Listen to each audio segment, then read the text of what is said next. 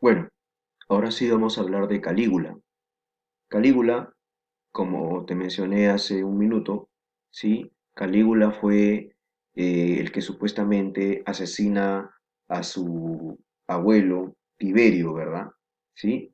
Durante el gobierno de Calígula se da una derrocha fiscal. ¿Qué quiere decir esto?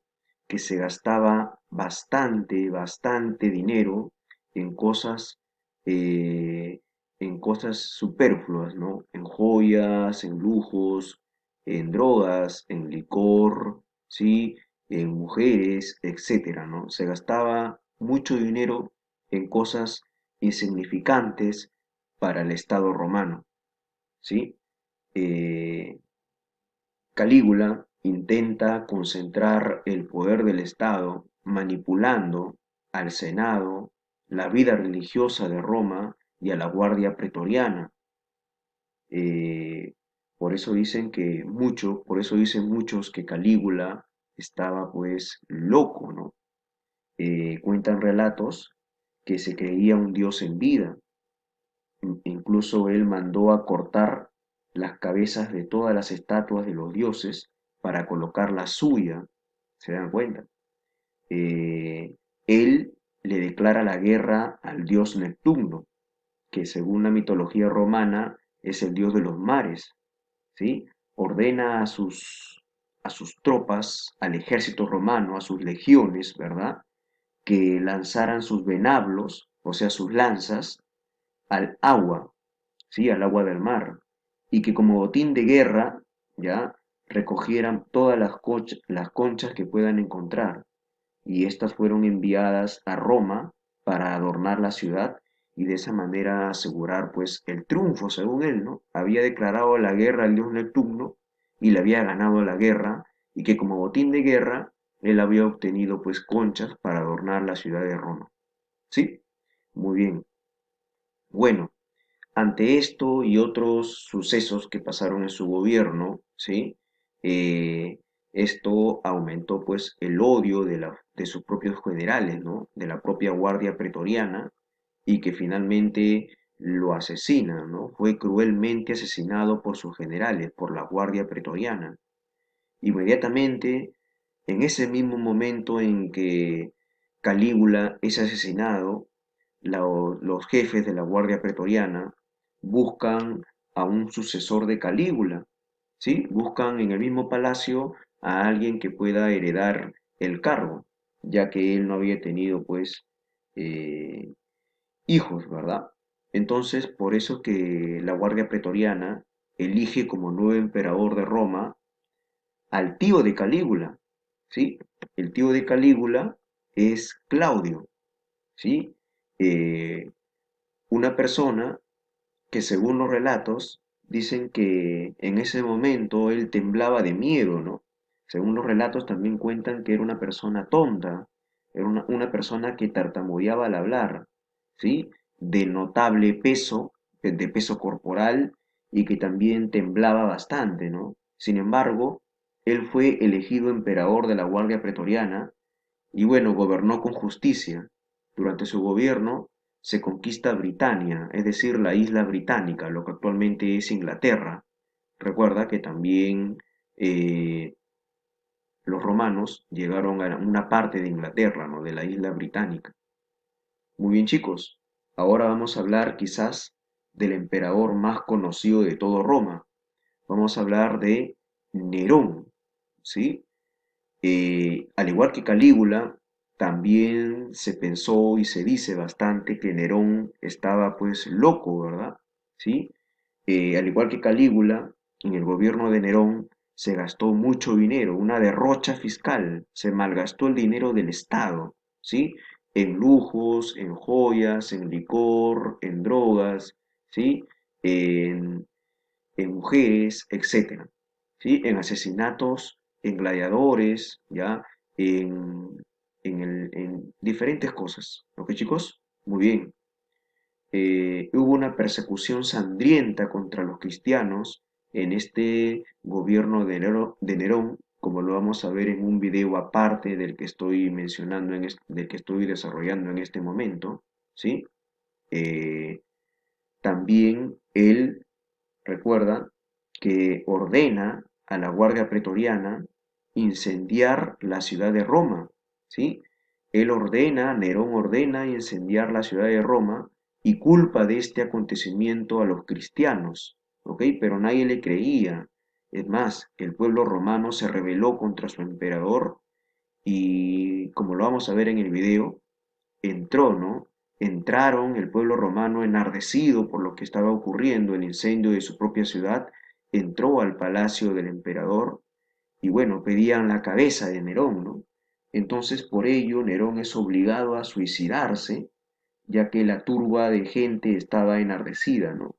Él no dejó herederos y de esta manera puso fin a la dinastía Julio Claudio y sumió a Roma en una cruenta guerra civil, ¿sí? A su muerte se produce entonces una serie de enfrentamientos entre jefes militares por el control del Estado, pero fue finalmente Vespasiano quien con el apoyo de las tropas egipcias se proclama emperador de Roma, ¿sí? Entonces Vespasiano inicia pues un nuevo gobierno en Roma y también una nueva dinastía, conocida como la dinastía Flavia, ¿sí? Iniciada con Vespasiano.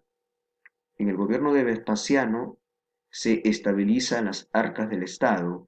Eso quiere decir que hay una cierta estabilidad económica para Roma, estabilidad política también para Roma. Es decir, él no malgastaba mucho dinero como se lo hizo Calígula o Nerón. Vespasiano es sumamente conocido por iniciar la construcción del Coliseo romano, ¿sí? Ojo, él inicia la construcción del Coliseo romano, pero fue su hijo el que finalmente lo inaugura. Es decir, el inicio de la construcción se hace durante Vespasiano, pero se termina de construir y se inaugura durante el gobierno de su hijo Tito. ¿Ya? Recuerda que como estás viendo en estas imágenes, el Coliseo romano representó pues escenas sangrientas, ya como batallas históricas de Roma, ¿no? Entre los propios esclavos, enfrentamiento entre los gladiadores y animales, ¿no? Asesinato de los propios cristianos. Esto con el simple objetivo de satisfacer la mente cruel que tenían los emperadores y muchos romanos de la época, ¿no? Se divertían, como lo vamos a ver en los videos aparte que te voy a proporcionar en esta clase, ¿sí? Se divertían pues observando estos asesinatos, ya estas luchas, estos ataques sangrientos en otras palabras, ¿no? ¿Ok? Muy bien. Recuerda que el Coliseo romano también es llamado el Anfiteatro Flavio, ¿ya? Durante el gobierno de Vespasiano también se produce la diáspora judía. La diáspora es la dispersión de los judíos de la región de Jerusalén. Es decir, su hijo Tito, general del Estado durante el gobierno de Vespasiano, ya acabó con la rebelión de los judíos y generó su dispersión. Es decir, ellos no se quedaron en la región del Canaán, no se quedaron en la región de Jerusalén, sino que emigraron a diferentes partes de Medio Oriente, ¿sí? A eso se conoce como la diáspora judía. Luego de su muerte, llega al poder su hijo Tito, ¿sí? En el gobierno de Tito se inaugura el Coliseo romano, ¿ok? Según fuentes históricas, Tito fue generoso y de buen carácter, por eso lo llamaban delicia humana, ¿sí? Así lo llamaban a este emperador. Pero bueno, son relatos nada más. Otro acontecimiento real que sí ocurrió durante el gobierno de Tito fue la erupción del volcán Vesubio, ¿sí? Que destruyó las ciudades de Pompeya y Herculano, ¿no? Que también vamos a verlo en un video aparte, ¿ya? Y que también es representado en una película, ¿no? Llamada Pompeya. La erupción del volcán Vesubio ocurrió durante el gobierno de Tito. Luego llega al poder Domiciano, ¿sí? Domiciano fue hermano de Tito, ¿sí? Considerado también como un nuevo Nerón, por su crueldad, ¿sí?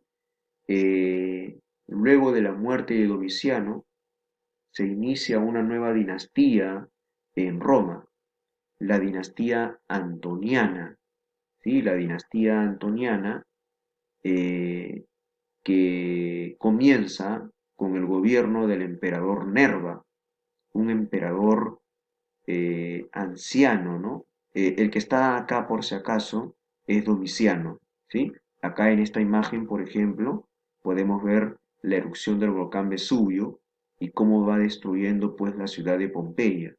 Incluso, como lo vamos a ver en imágenes aparte, ¿sí? Hay personas que fueron, pues, convertidas en rocas, ¿no? Debido a que la lava terminó pues calcinando a estas personas. ¿Ok?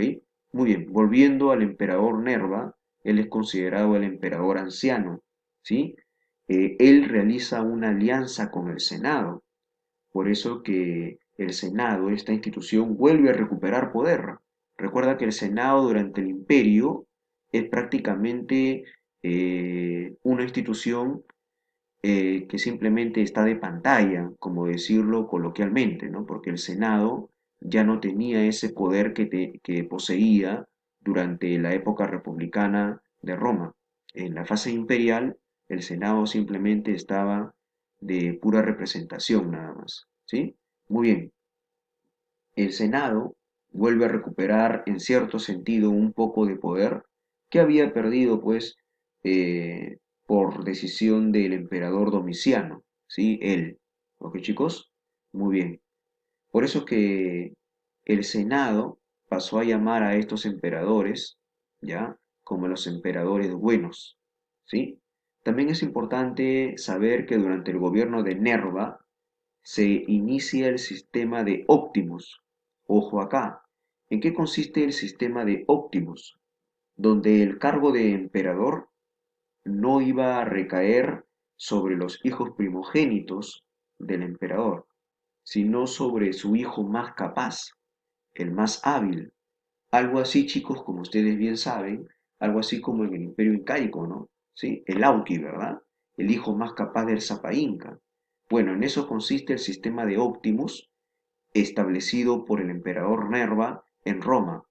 Ya no se va a elegir al primogénito, al hijo primogénito, sino al hijo más capaz para que herede ese cargo de emperador.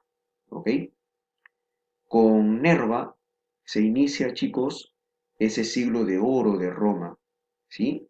Ese siglo eh, de esplendor de Roma y de máximo apogeo, ¿no? Se consolida acá el sistema del Principado, ¿verdad? El superior del Principado. El siglo de oro es prácticamente el siglo II después de Cristo, es decir, los años 100 después de Cristo para Roma. Bueno, llega al poder también Trajano, hijo adoptado de Nerva, no es su primogénito, sino su hijo adoptado, ¿sí? Llamado también el Gran General. Él es considerado el primer emperador extranjero, ya que Trajano, ¿sí? Trajano no nace en Roma, sino que él es procedente de Hispania, ¿no? O sea, de acá de España, ¿ok? Durante su gobierno se logra la máxima expansión territorial del Imperio Romano, como puedes ver en este mapa, ¿verdad? Incluso se llega, por ejemplo, a lo que es el Mar Negro, ¿sí? La zona del Mar Negro, ¿ok? También Mesopotamia, ¿sí? Mesopotamia, la región del Canaán, ¿no? Arabia también, Egipto, ¿no? Mira todo el tamaño extenso que tiene el Imperio Romano y que logra alcanzar durante el gobierno del emperador Trajano.